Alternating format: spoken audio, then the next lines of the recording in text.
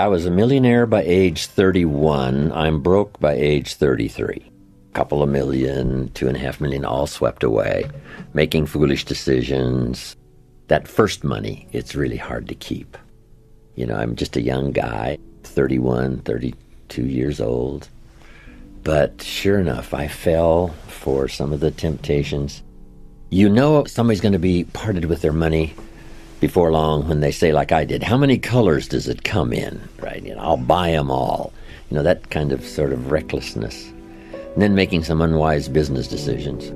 Company wanted to borrow some money, $250,000. The bank said, well, if Mr. Rohn will sign personally, we'll let you have the money.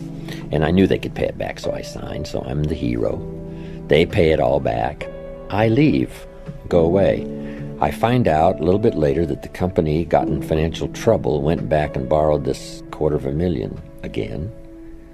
And I said, well, I hope they don't call me, because this time I won't sign. I signed the first note, it was all paid back, but I knew they weren't going to make it this time, and they never called. However, sure enough, within a year, this company goes belly up, and I get a letter from the bank saying, dear Mr. Rohn, we have here your guarantee that if the company can't perform, you will, on this $250,000, please send us your check. And I said, hey, there's been some mistake here. I signed the first note, but nobody ever called me. I never signed the second note. What I didn't know that I had originally signed was a continuing guarantee. Now I know what the word continuing means. I know how much it costs per letter. But anyway, that and a few other experiences, and, you know, some of my newfound wealth was on paper, and that disappeared. So sure enough, from poor to rich and from rich back to poor, what do you do now? What occurred to me was that even though my money was gone, I still had the skills. And the skills proved to be more valuable than the money. So I just simply went back to work, went back to the street, went back using the formula I had used in the first place to do well, and made many times more what I did the first time. But I think that's the key. You just have to go back to work. And part of it was I was willing to readjust my lifestyle. The fancy cars had to go, the homes and all that stuff had to go, and you go back to a modest apartment and a modest place and pull everything down to start over rather than trying to keep living up here when you should have to start over back to the street or whatever you have to do. And just put it together again. No different than the farmer who plants in the spring and it's all gone when the hailstorm is finished. He goes back in the spring and says, let's try it one more time. I can't imagine 2 years in a row. Once in a while, maybe there would be 2 years in a row when you get wiped out, but not that often. So you try it again.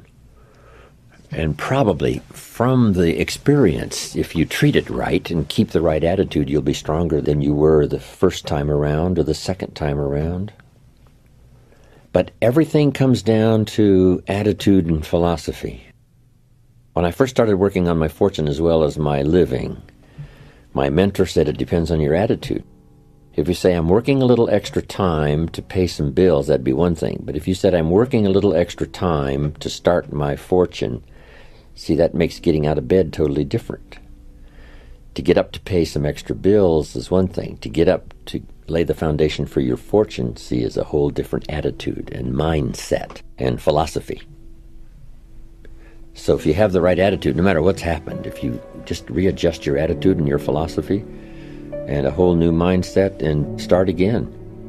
Some of the great fortunes are made after the person turns 50, 60, and the reason is because with all the ups and downs that happen to them in those accumulation of years, now when an idea or a new burst of energy or vitality or goals sets in, they've got all this experience to invest.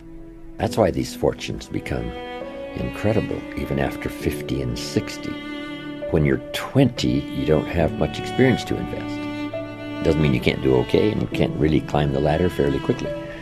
And when you're 30, you have a bit more experience to invest if something happened and you had to start over.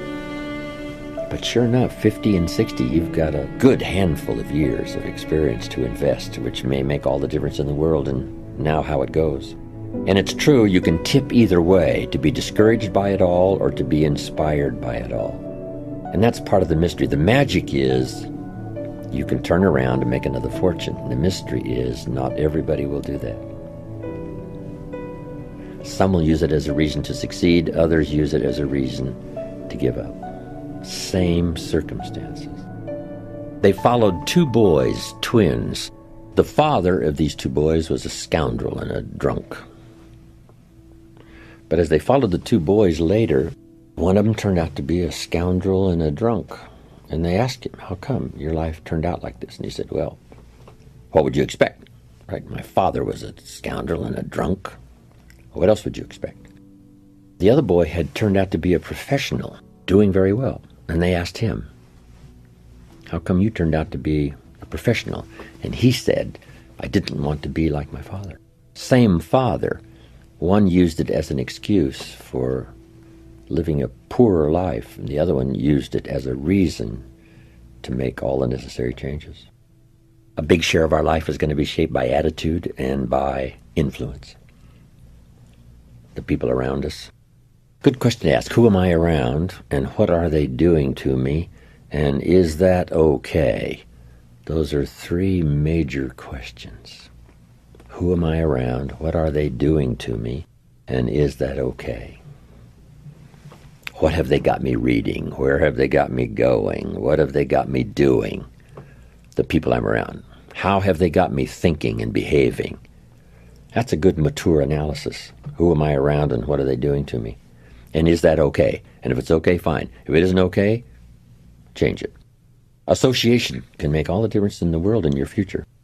We have to practice limited association. Some people you can be around a few hours, but not a few days. And some people you can be around a few minutes, but not a few hours. And then some people you have to walk away. And it's helpful if somebody comes along and helps us in, a moment of stress and distress and offers a book or offers some advice. And they just say, I'll be here when you need me. Sometimes you don't need somebody to, come live with you or be right there to hold your hand. But as long as you know they're available, if it gets a little tougher, call, things like that, that's very valuable. And if you've got some good friends, that they'll be there. I lost a friend just a few years ago. David. I used to say of David, if I was stuck in a foreign jail accused unduly somewhere, if they allowed me one call, I would call him. And the reason is he would come and get me. No questions asked. That's what we call a real friend. And hopefully in times of stress, or if you've fallen out of the tech sky, right, and it's, the paper's all burned up, the money's all gone, and the project turned into reverse, hopefully you've got some around, somebody, and all of us really have somebody. But part of the good instruction is to make the kind of friends on your way up who will be there on your way down and say, come in. Some of them will say, I've been expecting you. The way you were going, I knew it wouldn't be long, right? Until the bubble would burst and everything would go in reverse. Come on in. Let's talk things over. So make some good friends so that no matter what happens, when things do turn upside down, you'll have some to rely on for wise counsel. I've had some of those in my life. They've helped save my life, save my career, save everything.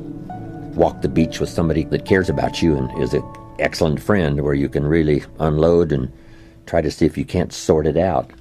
Sometimes a business venture that goes wrong is like being in a wreck. It takes a while for your mind to clear. So if you've been in a wreck and you're out there kind of wandering around, it's helpful if somebody takes you by the hand and says, hey, let's sit down here for a while until your mind stops spinning. There's no way to put a value on that, how valuable that is.